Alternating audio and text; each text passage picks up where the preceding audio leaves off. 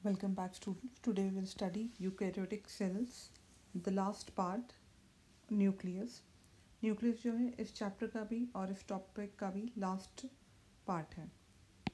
Nucleus जैसे कि हम लोग सब जो है लोअर क्लासेस से पढ़ते हुए आ रहे हैं कि न्यूक्लियस जो है that is the largest and the central portion और the organelle of the cell. ये बहुत प्रोमिनेंट होता है और लार्ज होता है and mostly it is present in the center of the cell during the younger stage.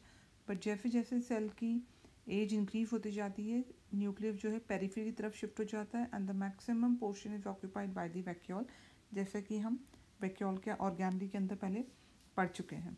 Normally one nucleus present होता है हर सेल के अंदर, but multi nucleated condition also exist. जो एनिमल सेल है, एनिमल सेल के अंदर न्यूक्लियस जो है वो सेंटर में ही रहता है क्योंकि उसमें वैक्यूल बहुत छोटे छोटे प्रेजेंट होते हैं. इसे गवर्नर ऑफ द सेल भी कहते हैं क्योंकि ये controlling centre of the cell होता है because it governs all the activities of the cell. It is a double layer membrane bound structure. ये जो है इस तरह से double layer membrane structure present होता है. डबल लेयर मेम्ब्रेन ऑर्गेनेल्स 3 हैं, एक न्यूक्लियस है, क्लोरोप्लास्ट है और माइटोकॉन्ड्रिया है. यहाँ पे जो है न्यूक्लियर पोर प्रेजेंट होते हैं, मेम्ब्रेन के अंदर पोर प्रेजेंट होते हैं. ये आउटर मेम्ब्रेन है, ये इनर मेम्ब्रेन है, बीच में जो स्पेस होती है that is known as the perinuclear space. The important part of the nucleus is nuclear membrane, nucleoplasm, chromatin network and the nucleus. अब इनको सबको हम एक एक करके डिटेल में पढ़ेंगे. This is the structure of the nucleus. Nucleus जो है वो सेंटर में, यहाँ देखिए ये न्यूक्लियर मेम्ब्रेन है, इसके बीच में ये जो स्पेस है, this space is known as the nuclear pore. Nuclear membrane double layer membrane है जो कि न्यूक्लियोप्लाज्म को साइटोप्लाज्म से अलग करती है. न्यूक्लियोप्लाज्म क्या है? न्यूक्लियस के अंदर जो फ्लूइड जेली लाइक मटेरियल है that is known as nucleoplasm, और बाहर की तरफ जो material that is known as cytoplasm. यहाँ पे जब आउटर मेम्ब्रेन और इनर मेम्ब्रेन जहाँ पे फ्यूज हो जाती हैं वहाँ पर जो है पोर्स बन जाते हैं. These pores are known as the nuclear pores. Nuclear pores जो है वो हेल्प करता है कि न्यूक्लियस और साइटोप्लाज्म के बीच में एक्सचेंज ऑफ मटेरियल के लिए. अब क्या एक्सचेंज ऑफ मटेरियल होता है? डीएनए, यहाँ पर जो है न्यूक्लियस के अंदर हमारा डीएनए प्रेजेंट होता है. डीएनए से आरएनए बनने का काम न्यूक्लियोप्लाज्म के अंदर होता है, लेकिन आरएनए से प्रोटीन बनने के लिए ये आरएनए यहाँ से निकल के बाहर आता है और साइटोप्लाज्म के अंदर आरएनए से प्रोटीन बनता है.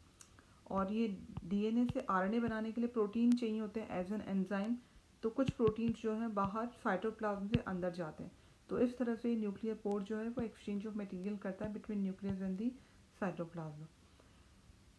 जब सेल डिवीजन होता है तब ये न्यूक्लियर एनवेलप जो है या न्यूक्लियर मेम्ब्रेन जो डिसअपियर हो जाती है क्योंकि मैक्सिमम पोर्शन जो है सेल का that was occupied by the chromosomes, क्योंकि क्रोमोसोम को डिवीजन करने के लिए या डीएनए को डिवीजन करने के लिए ज़्यादा स्पेस चाहिए होती है. ये दिस द स्ट्रक्चर. ये आउटर मेम्ब्रेन है, आउटर एनवेलप है, ये इनर एनवेलप है. ये जो ब्लू कलर का दिख रहा है अंदर वो क्रोमेटिन है, ये न्यूक्लियोलस है. आउटर मेम्ब्रेन और inner membrane together known as nuclear envelope. ये बीच में जो जगह दिख रही है this is known as the perinuclear space और these are the nuclear port for the exchange of the material. यहाँ हम लोगों ने पहले पढ़ा था कि endoplasmic reticulum is continuous with the nuclear envelope. ये देखिए ये न्यूक्लियर एनवेलप है, इसी न्यूक्लियर एनवेलप से कंटिन्यूस होकर के ये एंडोप्लाज्मिक रेटिकुलम फॉर्म हो रहा है. देन न्यूक्लियोप्लाज्म न्यूक्लियस के अंदर जो फ्लूइड जेली लाइक स्ट्रक्चर है that is known as the nucleoplasm, और उसको कैरियोलिम्फ भी कहते हैं. ये जेल लाइक डेंस सब्सटेंस है जो कि न्यूक्लियस में प्रेजेंट होता है. यहाँ पर क्रोमेटिन मटेरियल और न्यूक्लियोलस प्रेजेंट होते हैं न्यूक्लियोप्लाज्म के अंदर. क्रोमेटिन नेटवर्क और क्रोमेटिन मटेरियल. क्रोमेटिन नेटवर्क क्या होता है? हमारा जेनेटिक मटेरियल डीएनए होता है. डीएनए जो है प्रोटीन के साथ में मिक्स होकर के स्ट्रक्चर बनाता है जिसे हम बोलते हैं न्यूक्लियोसोम्स. ये न्यूक्लियोसोम स्ट्रक्चर आगे और ज़्यादा कंडेंस होते हैं और सोलेनॉइड स्ट्रक्चर बनाते हैं. सोलेनॉइड और आगे कंडेंस होकर के क्रोमेटिन नेटवर्क बनाते हैं. ठीक है ना? इसे ऐसे समझिए कि धागा होता है बहुत ज़्यादा, उस धागे को हमें पैकेज करना तो रील के फॉर्म में उसे हम बाइंड करते हैं, पैक करते हैं. उस तरह से डीएनए जो है हमारा अप्रॉक्सीमेटली 2.2 मीटर होता है और न्यूक्लियस की साइज़ तो नैनोमीटर में होती है. तो इतना बड़ा डीएनए जो है वो न्यूक्लियस में कैसे एडजस्ट हो जाता है बिकॉज ऑफ पैकिंग। ये टर्म्स आपको लर्न करने की ज़रूरत नहीं है, ये बस बताने के लिए बताया मैंने कि डीएनए से क्रोमेटिन जो है वो कैसे बनता है। तो क्रोमेटिन जो है वो ऐसे थ्रेड लाइक स्ट्रक्चर न्यूक्लियस के अंदर प्रेजेंट होता है। It is the entangled mass of thread like structures. Cell division जब होता है तब यही जो थ्रेड लाइक स्ट्रक्चर है ये प्रॉपरली शेप एक्वायर करता है and it forms the chromosome. Chromosome जो है बेसिकली डीएनए और प्रोटीन से मिलकर बना होता है। डीएनए डीऑक्सोराइबोन्यूक्लिक एसिड एंड प्रोटीन जो होते हैं वो हिस्टोन प्रोटीन होते हैं जो यहाँ से लेके इस पैकेजिंग में हेल्प करते हैं। उसके बाद में नॉन हिस्टोन क्रोमोसोमल प्रोटीन्स होते हैं जो प्रॉपर पैकेजिंग में हेल्प करते हैं। डीएनए जो है वो मास्टर मॉलिक्यूल होता है और जितनी भी एक्टिविटीज़ है सेल की उनको कंट्रोल करता है। डीएनए का वो पोर्शन जो पर्टिकुलर प्रोटीन बनाता है या पर्टिकुलर काम करता है उसको हम जीन कहते हैं। That is functional segment of DNA gene. Gene ही जो है हमारे सारे कैरेक्टर्स को कंट्रोल करता है। एक क्रोमोसोम पे बहुत सारे जीन प्रेजेंट होते हैं। Chromosomes are known as the heredity vehicles. Vehicle क्या करता है, कैरी करके ले जाता है। उसी तरह से क्रोमोसोम्स भी जो है जीन को कैरी करते हैं। ये सपोज एक क्रोमोसोम है, क्रोमोसोम के यहाँ पर इस तरह से जो है जीन सिचुएटेड होते हैं। तो जीन ट्रांसफ़र नहीं होते हैं। हम नॉर्मली कहते हैं ना gene transfer from parent to offspring. Basically it's not the gene, basically it's the chromosome which get transfer from parent to the offspring. Offspring यानी जो बच्चे होते हैं उन्हें ऑफस्प्रिंग या प्रोजनी कहते हैं। Then nucleolus. न्यूक्लियोप्लाज्म के अंदर एक जो है स्फेरिकल बॉडी होती है, मोस्टली वन होती है, एक से ज़्यादा भी हो सकती है। स्फेरिकल और oval body that is known as the nucleus. ये जनरली बिग होता है and these are concern with the protein synthesis. ये प्रोटीन सिंथेसिस में हेल्प करता है।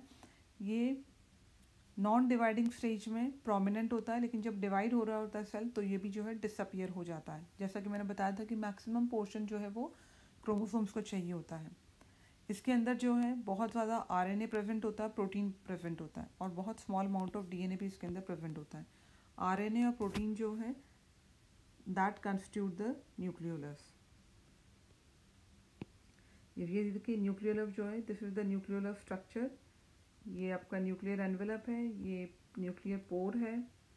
ये द न्यूक्लियोलस नहीं, यहाँ न्यूक्लियस होना चाहिए था। This is the structure of the nucleus.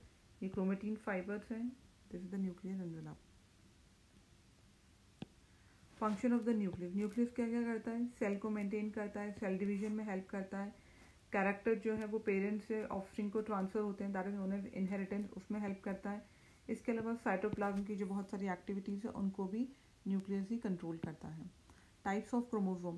Chromosomes जो हैं वो क्या है, जब क्रोमेटिड्स, यहाँ बता दूँ ये जो है ये हम क्रोमोसोम कहते हैं, ये जो है ये क्रोमेटिड्स कहलाते हैं। ये एक क्रोमेटिड है, ये क्रोमेटिड है। एक ही क्रोमोसोम की दोनों क्रोमेटिड्स को हम सिस्टर क्रोमेटिड्स कहते हैं। ये सिस्टर क्रोमेटिड्स जो है यहाँ पर एक जगह पे जॉइन होती है, इसे हम कंस्ट्रक्शन कहते हैं या प्राइमरी कंस्ट्रक्शन कहते हैं। This primary construction is known as centromere. Centromere जो है साइड में टू जो है इस तरह से डिस्क लाइक स्ट्रक्चर से इस तरह से डिस्क लाइक स्ट्रक्चर होता है, वो two disc like structures present होते हैं हर सेंट्रोमेयर में। These are known as the kinetochores. इन काइनेटोकोर से स्पिंडल फाइबर अटैच हो जाते हैं और ये सिंगल सिंगल क्रोमेटिड जो है वो ऑपोजिट पोल की तरफ ट्रांसफर हो जाता है ड्यूरिंग द सेल डिवीजन। इसे हम डिटेल में 10th चैप्टर में पढ़ेंगे। So depending upon this primary construction that is centromere, the chromosomes are of basically 4 type. The first one is metacentric chromosome. Metacentric chromosome वो chromosome है जिसमें centre के अंदर जो है वो सेंट्रोमेयर प्रेजेंट होता है। इस वजह से दोनों आर्म्स जो हैं वो इक्वल हो जाती हैं, तो इसे हम वी शेप जो है वो क्रोमोसोम कह सकते हैं। देन सब मेटासेंट्रिक में क्या होता है कि ये मिडल से थोड़ा सा एक तरफ शिफ्ट हो जाता है सेंट्रोमेयर। इस तरह से एक शॉर्ट आर्म हो जाती है और एक लॉन्ग आर्म हो जाती है, तो ये एल शेप स्ट्रक्चर जो है वो फॉर्म करता है sub metacentric chromosome.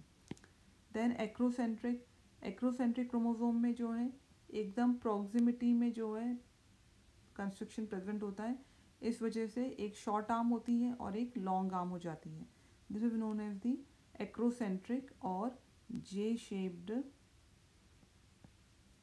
Chromosome. Then telocentric chromosome. Telocentric chromosome में एकदम टर्मिनल पर जो है सेंट्रोमेयर पहुंच जाता है, तो इसे आई शेप भी कहते हैं।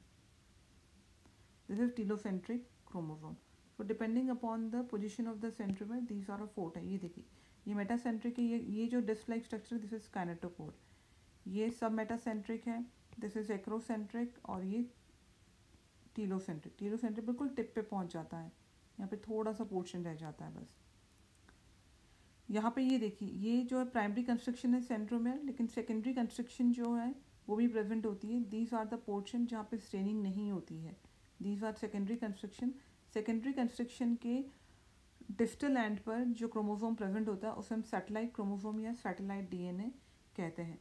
इस सैटेलाइट डीएनए बहुत ज़्यादा रिपीटेड सीक्वेंसेस होते हैं। ये देखिए पैकेजिंग ऑफ डीएनए बता रही है, पहले थ्रेड लाइक डीएनए है, फिर हिस्टोन क्रोमोसोम, हिस्टोन प्रोटीन के साथ में पैकेजिंग है, फिर आगे और पैकेजिंग है, सोलेनॉइड लाइक स्ट्रक्चर है, फिर आगे जाके क्रोमेटिन फाइबर्स, और फाइनली हमारा क्रोमोसोम फॉर्म हो जाता है।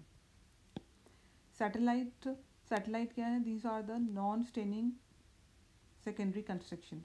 सेकेंडरी कंस्ट्रक्शन हैं, उनको जो है हम वहाँ पर फ्रेगमेंट्स जो है उसके स्मॉल फ्रेगमेंट्स के अपीयरेंस देते हैं, that is secondary construction satellite, और उसके उस तरफ जो डिस्टल पोर्शन होता है that is the satellite DNA. Microbodies जो हैं, कुछ membrane bound minute vesicles present होते हैं, those are known as the microbodies. इनमें एंजाइम प्रेजेंट होते हैं, ये प्लांट सेल और एनिमल सेल दोनों में प्रेजेंट होते हैं। तो स्टिल आपको कोई डाउट हो इस चैप्टर में तो आप मुझसे पूछ सकते हैं। Thank you.